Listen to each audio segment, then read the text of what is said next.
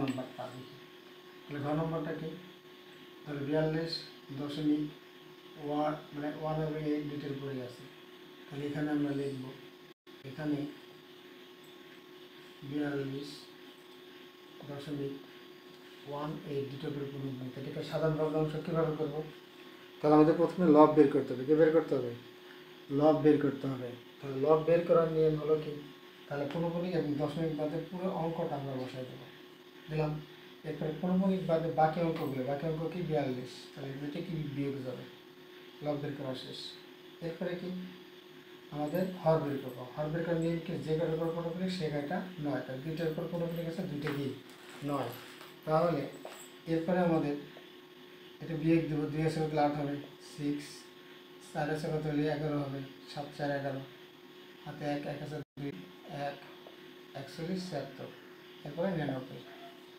এরপরে আমরা 2 নম্বরটা অর্থাৎ এটা, তাহলে আমরা এটা কীভাবে করবো? আবার তো আমরা বের করি পূর্ণবর্গ দশমিক বাদে, তাহলে কত হয় 28। এখানে বিয়োগ দেবো কি পূর্ণবর্গ বাদে বাকি অঙ্কটা অর্থাৎ 2। আর নিচে পূর্ণবর্গ কটার উপরে? একটার উপরে, একটা 9। এবং একটার উপর 9 হলে এখন কী করবো আমরা? যেহেতু দশমিকের পরে 1 ঘর এবং পূর্ণবর্গের আগে 1 ঘর খালি আছে, অতএব এই একটা শূন্য 9-এর পরে বসবে। তাহলে আমাদের কত হলো 26। এরপরে 90। তাহলে আমাদের দেখো, তাহলে আমরা এটা অঙ্কটা কী পেলাম? অঙ্কটা পেলাম সাধারণ ভগ্নাংশ কী পেলাম?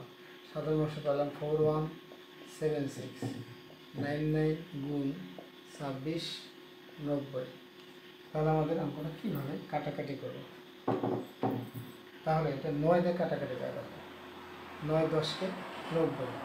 9 দিয়ে গেলে 9 3 9 4 9 36 5 9 45 4 9 36। হাতে থাকে 5 5 7 57। তাহলে 5 9 5 6 9 54 6 9 54 36 6 6 36। তাহলে এটা 9 দিয়ে কাটলাম। এরপর 2 দিয়ে কাটা যায়। 5 দোকানে 10 13 দোকানে 26। এরপর আর কি কাটা যায়? 6 6 12 12 4 12 4 16। না কাটা যায় না, 3 দিয়ে কাটা গেল, তাহলে আর কাটা যায় না। তাহলে কাটা না গেলে আমাদের এগুলোকে গুণ দিতে হবে। তাহলে আমরা গুণ করবো 13 আর 6। 13 6 কত? 6 13 78 না? 78 78 7। 13 6 6 13 কত? 78। 5 3 65 6 13 78 নাকি?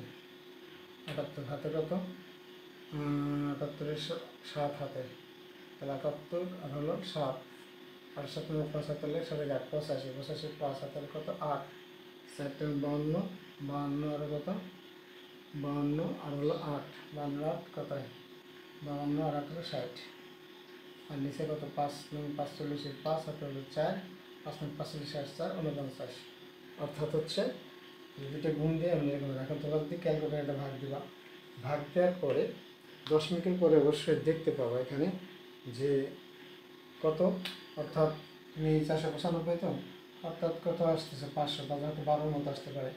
এরপরে তোমার কি দেখবা যে কিছু অঙ্ক এরকম কি বারবার করতেছে সেগুলোর উপরে কী দেবা? কোনো দিয়ে দেবা।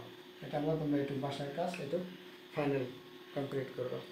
তাহলে আমাদের পরবর্তী যে অঙ্কগুলো রইল এই কটা তোমরা অবশ্যই বাসায় চেষ্টা করবো। যদি না পারো পরবর্তী ক্লাসে আমরা সমাধান করবো। এখন আসি আমরা ভাগ করবো কী করে। ভাগ একই পদ্ধতিতে, শুধু আমরা ভাগ করার পদ্ধতিটা দেখব। তো পদ্ধতিটা কীভাবে দেখব?